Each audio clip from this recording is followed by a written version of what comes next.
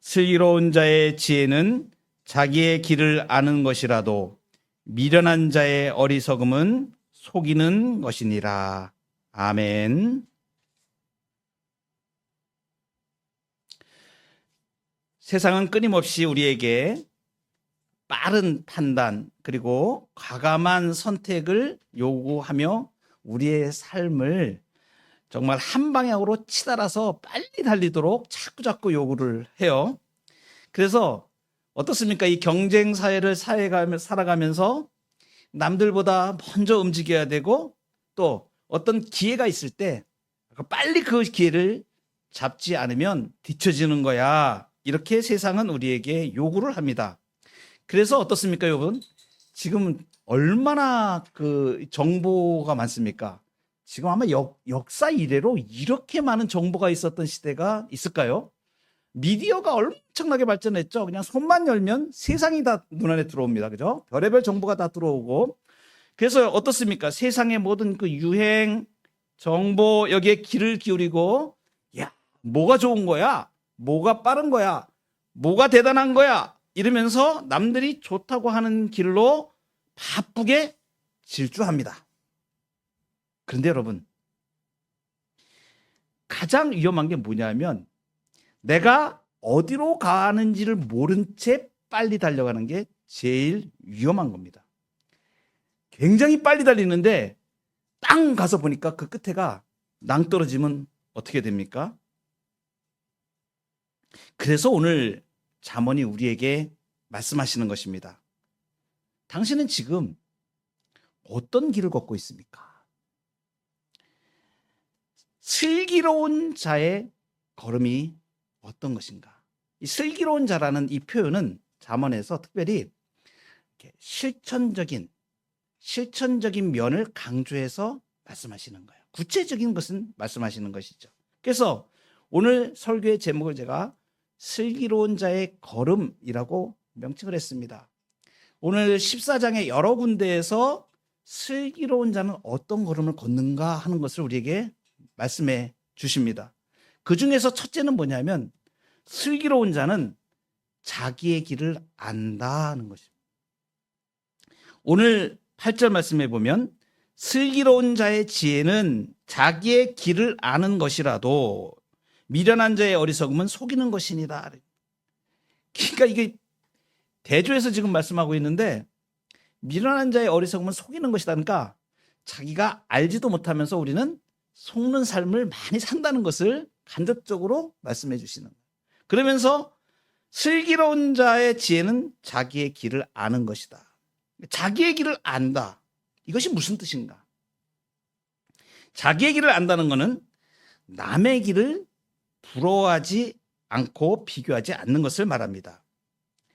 그러니까 세상의 미련함은 늘 타인의 삶을 자꾸 훔쳐보게 만드는 거죠. 아, 남들은 벌써 저 나이에 집을 샀다더라. 아, 누구 집 자녀는 대기업 어디에 취직했다더라. 아, 저 교회는 저렇게 부흥한다더라. 이런 외부적인 소리에 시선을 뺏기게 되면 무슨 문제가 일어나면 하나님이 나에게 주신 고유의 길을 그 삶의 트랙을 잃어버리게 되는 거예요. 그래서 슬기로운 자가 자기의 길을 안다. 이것은 무엇을 말하냐면 하나님께서 나에게만 허락하신 다른 어떤 사람에게도 주지 않은 나의 고유한 길이 있습니다. 하나님께서 나를 택하시고 나를 이 땅에 두시고 내 가정에 두시고 내 교회에 두신 하나님이 나를 향하신 아주 특별한 고유한 계획이 있으시다는 거예요. 그 내 삶의 분량과 내 사명이 누구에게나 있습니다. 이걸 인정하는 거예요. 이것이 자기의 길을 아는 것입니다. 그래서 남들의 화려한 속도에 조급해하지 않고 세상이 정해놓은 그런 성공 기준에 나를 끼워 맞추려고 애쓰지 않는 것입니다. 하나님이 오늘 나에게 주신 가정, 나에게 주신 일터, 나에게 주신 사명의 자리가 바로 내가 걸어가야 될 최고의 길임을 확인하는 자세가 바로 자기의 길을 아는 것입니다. 그래서 슬기로운 자가 자기의 길을 안다는 것 또 중요한 의미가 있습니다. 이것은 뭐냐면 내가 내 인생의 계획을 완벽하게 세워서 뭐 통제한다 이런 의미가 아닙니다. 자기의 길을 안다. 이거는 아주 중요한 게 있어요. 내 인생 길에 내가 주인이 아님을 아는 거예요. 누가 주인이에요? 하나님이 주인. 이것만 깨달으면 정말 자기의 길을 아는 것이 어떤 의미이고 하나님 앞에서 내 인생의 길이 어떤 것이를 분명하게 붙잡을 수 있는 근거가 되는 것입니다. 잠언 16장 9절에 그래서 이렇게 말씀하십니다. 사람이 마음으로 자기의 길을 계획할지라도 걸음을 인도하시는 이는 여호와시니라.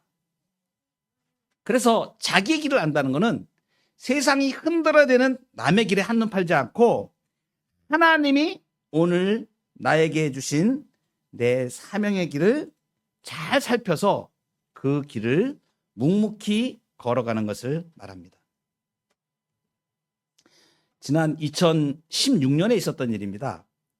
리우 올림픽이라고 올림픽이 있었는데 수영 남자 200m 접영 결승전이 있었습니다. 이때 전 세계의 이목이 그 남자 접영 200m에 집중이 되는 거예요.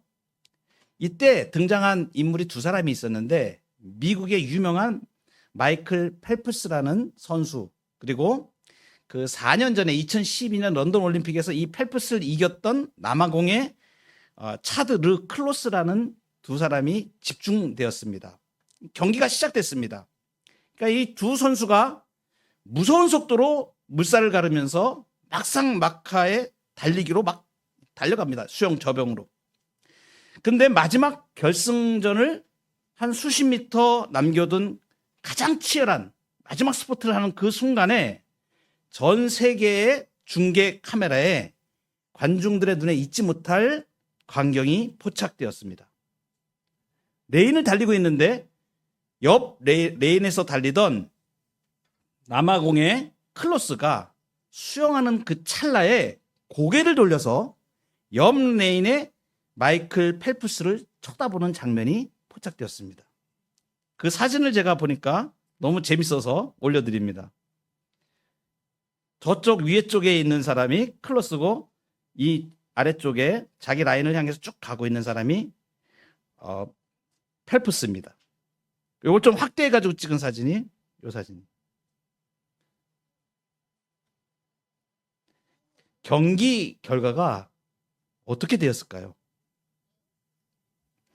단 100분의 1초 차이로 승부가 갈리는 그 숨막히는 순간에 이 옆라인의 상대를 의식하면서 고개를 돌린 클로스가 결국 페이스를 잃어버리고 4위로 밀려나면서 메달 획득에 실패합니다. 근데 펠프스는 경기가 끝날 때까지 한 번도 고개를 돌리지 않고 자기 가야 될 앞길, 터치패드만을 바라보면서 무서운 뚝심으로 전진했습니다. 결국 펠프스가 금메달을 목에 걸었습니다. 경기가 끝난 후에 전 세계에 있는 스포츠 기자들이 이 순간을 찍은 이 사진 한 장을 대대적으로 보도를 했는데 그 사진 제목이 이렇습니다. 고개를 돌린 자는 결코 승리할 수 없다. 고개를 돌린 자는 결코 승리할 수 없다.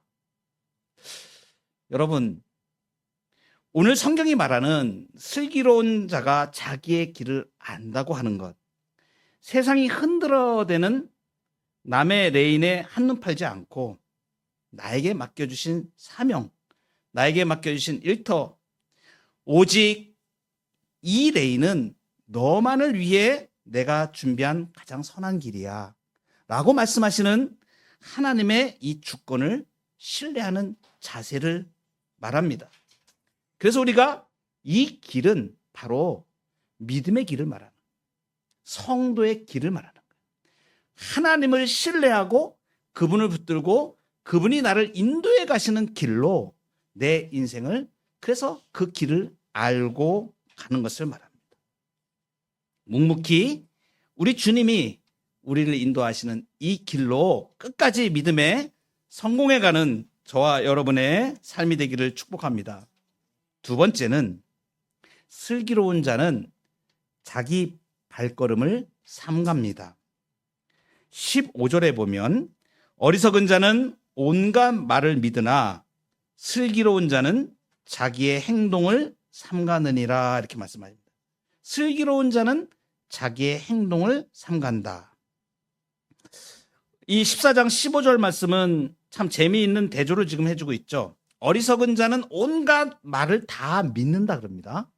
그런데 슬기로운 자는 그 말을 분별하는 게 아니라 자기의 행동, 발걸음을 삼가한다고 합니다. 이것이 구체적으로 어떤 의미인가? 세상에는 매일 수많은 소리, 온갖 말이 떠돌아다닙니다. 이런 얘기들 많이 들으시죠? 지금 이거 하면 대박나, 뭐 이런 얘기들 많이 듣잖아요. 여기에 지금 투자해 뭐 대박이 난다더라. 또 요즘 세상에 그렇게 정직하게 살면 이용만 당하게 되지 않겠어? 이런 얘기들이 막 들어오죠. 또 우리 개인적인 그런 마음, 관계 속에서 일어나는 것은 누구는 욕을 이렇게 하고 다니더라.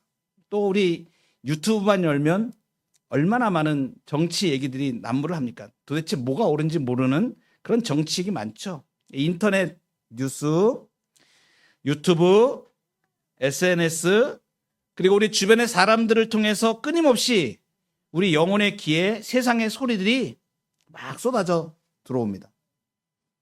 이때 어리석은 자는 어떻게 한다는가 하면 온갖 말을 다 믿는다는 거예요. 안 그럴 것 같죠? 그런데요, 사람은 어떠한 정보를 접하게 되면 거기에 끼우러지게 돼 있습니다. 왜 그러냐면 이 부패한 본성이 자체가 그래요. 무슨 말을 들으면 거기에 혹하는 마음이 굉장히 많습니다. 이 표현 자체가 이 어리석은 자라는 그 원문의 표현이 패티라는 그 히브리어 단어를 쓰는데 이 뜻이 원래 뭐냐면 문이 고장나서 아무나 막 들어오게 하는 그런 집을 말하는 거예요. 문이 고장나가지고 아무나 막 들어오는 거예요. 그러니까 영혼의 문에 필터링 장치가 없는 거예요. 그래서 세상이 막 던지는 유혹, 사기 많이 당하죠. 그리고 염려, 막 이간질하는 말, 이런 막 들어오는데 이걸 갖다가 넙죽넙죽 막 다 받아들이는 거죠. 그래서 어떻습니까? 관계 속에서 일어날 때도 누가 한번 턱툭 던진 그 말이 막 가슴에 비수가 돼가서 온종일 마음을 뺏겨서 막 괴로워하고 그렇지 않습니까? 남들 다 이렇게 산다는 기준에 자기가 휘둘려서 영적인 중심을 잃어버리죠. 세상의 소리가 내 인생의 운전대를 잡도록 내버려 두는 이 무방비 상태. 이것이 바로 어리석은 자의 모습. 근데 반면에 슬기로운 자는 어떻게 합니까? 세상 소리에 일일이 반응하면서 휩쓸리지 않습니다. 대신에 자기의 행동을 삼갑니다. 딱 스톱시키는 거예요. 그러니까 이 자기의 행동을 삼간다. 이건 자기 발걸음을 깊이 숙고하는 걸 말해요. 그래서 슬기로운 자는 귀에 들어오는 세상의 소리보다 지금 내 발이 어디를 향하고 있는가 이걸 더 중요하게 여기는 것입니다. 잠언서를 제가 설교를 쭉 시리즈로 지금 계속 설교를 지금 48번째 지금 하고 있는데요. 잠언 처음을 시작을 할 때 굉장히 중요한 원리가 있습니다. 잠언에서 우리에게 말하는 큰 인생의 틀은 무엇이냐면 하나님의 지혜를 가지고 이 땅을 어떻게 살 것인가 하는 문제거든요. 그래서 일반적인 은총, 지혜의 은총과 그리고 하나님이 주시는 특별한 은총을 가지고 이 땅을 어떻게 살 것인가 하는 구체적인 문제를 우리에게 제시를 해줘요. 그래서 그중에서 가장 중요한 게 뭐냐면 우리가 어떠한 문제를 정리하고 판단할 때 기준들이 있어야 되는 거예요. 첫 번째가 뭐냐면 사실 확인입니다. 이 세상에 일어나는 모든 문제들, 일어나는 우리에게 다가오는 일들이 있을 때에 제일 중요한 게 사실을 확인하는 거예요. 정말 그러한가? 사실이 무엇인가? 우리가 소위 말해 요즘 팩트라고 얘기하죠. 팩트 막 이렇게 얘기하잖아요. 그러니까 팩트가 무엇인가를 정확하게 알지 못하면 그 순간부터 오해와 거짓으로 나가게 되는 거예요. 그래서 사실 확인이 제일 중요합니다. 처음에. 그리고 중요한 게 있습니다. 그러면 그 사실이 이러이러한데 그 사실을 판단할 수 있어야 돼요. 사실 판단입니다. 이건 일반적인 은총의 영역에 우리에게 있는 거예요. 우리의 지혜와 지식의 영역 중에서. 그러니까 사실 확인을 하고 그다음에 사실을 판단하는 겁니다. 그러면 이것이 어떤 일인데 라고 판단하는 거죠. 구체적인 사실 확인에 근거해서 그러면 이 일이 어떤 것인데 그 의미가 어떤 것인데 이렇게 사실 판단을 합니다. 그 다음에 가장 중요한 게 있어요. 가치 판단을 해야 됩니다. 이 가치 판단의 영역이 어떤 영역이냐면 무슨 기준으로 그러면 이것을 결정할 것인가 하는 문제를 얘기해요. 그러면 이 가치 판단의 기준이 있어야 될 거 아니에요. 여기서 아주 매우 중요한 게 있습니다. 가치 판단의 기준이 하나님이십니다. 이 세상에 어떠한 일도 모든 그 부분은 기준은 그 모든 거짓과 참됨의 기준은 완벽한 기준은 하나님뿐이 없습니다. 하나님이 계시하여 주신 우리가 가지고 있는 완전한 하나님의 계시, 이 성경 말씀.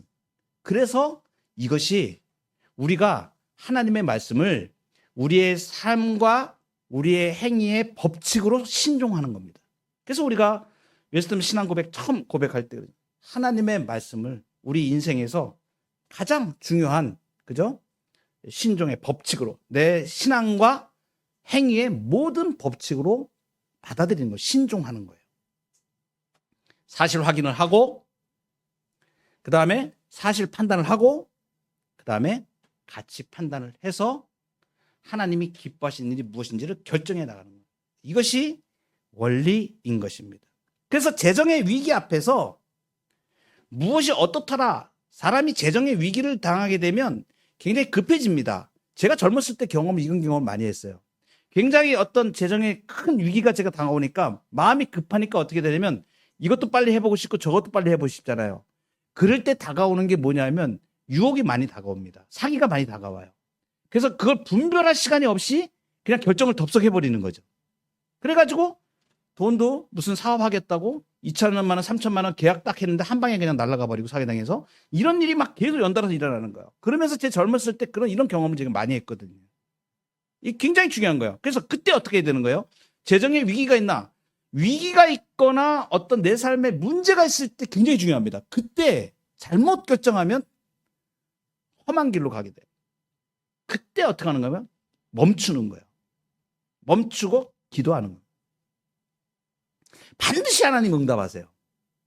그러니까 제가 이런 사실들을 제 젊은 시기에 신앙과 하나님 앞에 무릎 꿇어서 제 삶을 이어나가는 이러한 훈련을 받으면서 제가 많은 것들을 느꼈습니다. 정말 그렇구나. 그러니까 사람들은 그렇게 생각해요. 당장 굶어 죽는데 기도하면 뭐가 나와? 막 사람들 이러는 사람들 있잖아요. 이 사람들은 정말 어리석은 사람들이에요. 진짜 살아날 길은 기도에 있습니다. 진짜 구원은 하나님께 있어요. 이걸 한번 인생에서 경험하기 시작하면 내가 기도를 왜 해야 되는지, 기도가 어떤 능력이 있는지, 하나님의 말씀이 어떤 능력인지를 알게 돼요. 왜 그럴까요? 하나님이 이렇게 원하시는 거예요. 하나님의 백성들이 그러한 삶에 부딪히는 문제들을 통해서 하나님이 살아계심을 나타내기 원하신다니까요. 하나님이 영광을 받으시려고 그건 내가 분명히 살아서 역사하는 거야 라는 걸 알려주시기 위해서 그런 일들을 우리에게 주시는 그 사건들을 통하여 하나님이 하나님 되심을 드러내시는 겁니다. 이걸 아셔야 돼요. 그래서 어떡합니까? 재정의 위기가 있을 때 멈추는 겁니다. 달리는 게 아니고 멈추는 거예요. 기도하는 거예요. 인간관계에 오해가 있습니다. 갑자기 막 분을 쏟아내고 싶고 우리의 마음으로 사는 감정 다 표현하고 싶습니다. 그러면 시원할지는 모릅니다. 욕이라도 한번 막 해대고 나면 마음이 풀릴지는 몰라요. 근데 어때요? 해결 안 됩니다. 오히려 그걸로 인해서 불화가 더 커집니다. 여러분 싸움이라는 게 그래요. 싸움이 있을 때 한 사람이 참고 기다리면 누그러져서 감정 싸움으로 번지지가 않아요. 그런데 이게 어떤 부분이 왔을 때 분이 난다 그래가지고 받아쳐가지고 계속 톤이 올라가기 시작하면 어떻게 돼요? 서로 못 갈 때까지 가버리죠. 그래가지고 부부싸움 할 때 어떤 일이 일어나요? 니네 집 감흥 얘기까지 막 나오는 거예요. 막 서로. 그러다가 나중에 못할 말이 나왔잖아요. 그 되돌릴 수도 없어요. 그럼 상처가 되는가? 그러니까 평생의 상처가 돼. 그것뿐만 아니라 교회에서도 그렇고 성도들 간에도 그렇고 삶의 모든 관계에서 그렇습니다. 그러니까 여러분 어떻게 해야 돼요? 입을 닫고 멈춰야 되는 거예요. 그래서 슬기로운 자는 자기의 발을 삼가하는 거예요. 행동을 삼가하는 겁니다. 세상의 유행을 쫓아가던 세상의 방식을 쫓아서 해결하던 그런 걸음을 멈추고 하나님의 약속을 붙잡는 걸 말합니다. 그래서 내 조급함에 브레이크를 걸고 매일의 걸음을 주님의 말씀 앞에 정직하게 비추어 보는 것. 그래서 말씀이 기준이 되는 거예요. 하나님의 말씀을 붙잡고 있으면 우리가 세상적으로 막 나가려고 하는 우리의 행동들이 브레이크가 걸립니다. 하나님은 바로 이걸 우리에게 원하시는 거예요. 하나님의 말씀으로 우리의 삶이 통제받기를 원하시고 하나님의 말씀으로 순화되기를 원하시고 그 과정을 통하여서 하나님이 하나님 되심을 드러내기를 원하십니다. 그래서 마지막으로 슬기로운 자는 말씀의 보호를 받습니다. 18절에 보면 14장 18절 어리석은 자는 어리석음으로 기업을 삼아도 슬기로운 자는 지식으로 면류관을 삼느니라. 슬기로운 자는 지식으로 면류관을 삼는다. 이 면류관을 삼는다는 게 어떤 뜻이냐면 면류관은 왕관 같은 걸 말합니다. 이 왕관 같은 게 머리에 이렇게 쓰여지는 걸 말하는 거예요. 근데 이 원문의 뜻은 이 왕관을 쓴다 이런 의미, 면류관을 쓴다 이 의미가 실제로는 다른 의미입니다. 야크티루라고 히브리어로 그러는데 이게 어떤 거냐면 하나님의 말씀을 아는 지식이 나를 사방으로 이렇게 빽빽하게 둘러서 에워싸서 호위하는 상태를 말하는 거예요.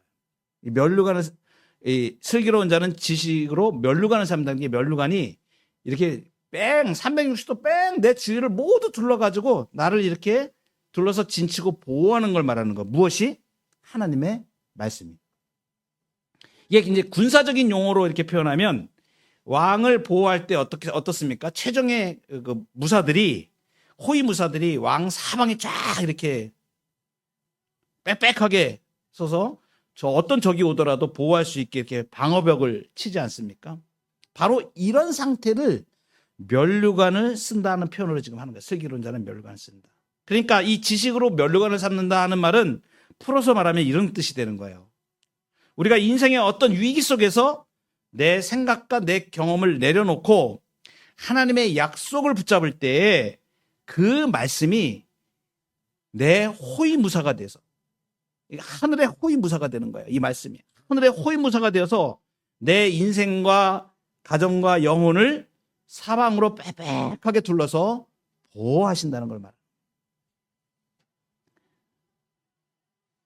미련한 자들은 위기를 만나면 어떤 벽을 쌓습니까? 돈의 성벽을 자꾸 쌓으려고 그래요. 그리고 관계의 성벽을 자꾸 쌓아서 그걸 해결하려고 그럽니다.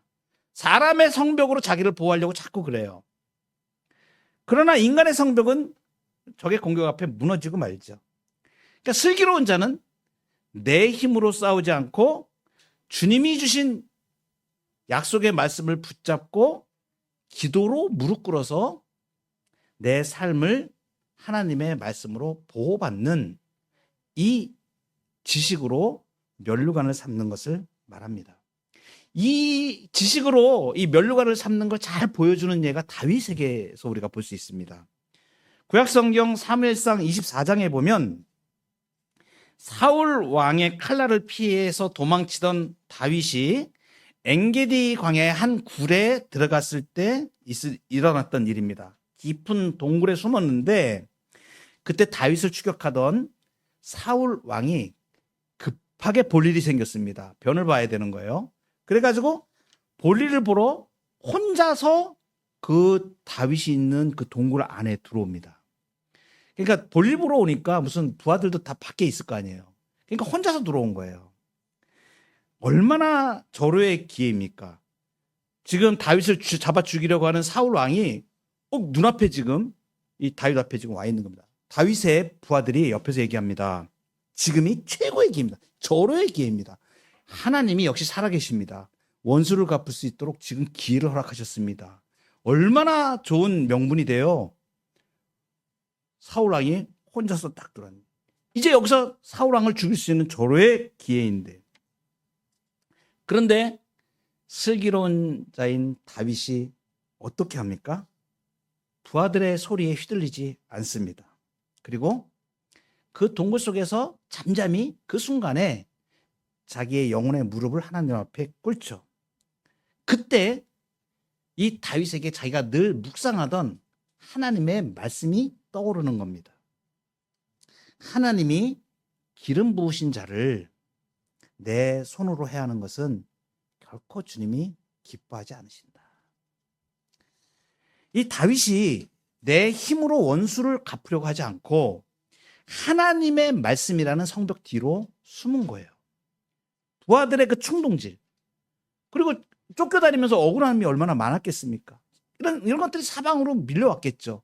그래서 저 같으면 아마 절호의 기회라고 생각하고 하나님이 주신 절호의 기회라고 아마 죽였을지도 모르겠습니다. 그러니까 다윗이 위대한 거예요. 딱 말씀의 기준으로 딱 해서 말씀이 허락하시면 가고 말씀이 멈추라 그러면 안 가는 거예요. 이것이 말씀의 보호를 받는 거예요. 하나님의 호의하심을 구한 것이죠. 만약에요, 결과가 어떻게 됐을까요? 만약에 그때 다윗이 이거 절호의 기회라고 생각하고 사울을 죽였다면 다윗은 나중에 이스라엘 백성들로부터 정당성을 인정받지 못했을 겁니다. 왕을 죽이고 피를 흘려서 정권을 차지한 사람으로 낙인 찍었을 것이죠. 어떻게 합니까, 다윗이? 이 사울의 그 옷자락 조금만 베가지고, 그죠? 나중에 가지고 와서 사울에게 얘기를 하지 않습니까? 내가 당신의 옷자락만 베었습니다. 하나님이 기름 부으신 자를 내가 해할 수가 없어서 나는 안 했습니다. 하나님이 심판하실 것입니다. 내 힘으로 원수를 갚지 않고 하나님의 말씀의 방패 뒤에 숨어서 하나님의 때를 기다리죠. 결국 하나님께서 친히 사울을 심판하시고 이스라엘의 가장 영광스러운 왕으로 하나님이 다윗을 높이시죠. 보호하신 것입니다. 여러분, 우리가 인생의 위기를 만나거나 또는 사방의 적으로 우겨싸움을 당할 때 세상의 미련한 자들은 내 힘과 내 지혜로 싸우려고 사방으로 다닙니다. 그러나 진짜 슬기로운 자는 약속의 말씀을 붙들고 기도의 자리로 엎드려서 하나님의 보호하심을 요청하는 겁니다. 이번 한 주간 우리에게 다가오는 어떠한 영적인 공격 앞에서도 내 힘이 아닌 말씀과 기도로 만왕의 왕이 주시는 최고의 은총과 승리를 누리는 슬기로운 성도가 되시기를 주님의 이름으로 축복합니다.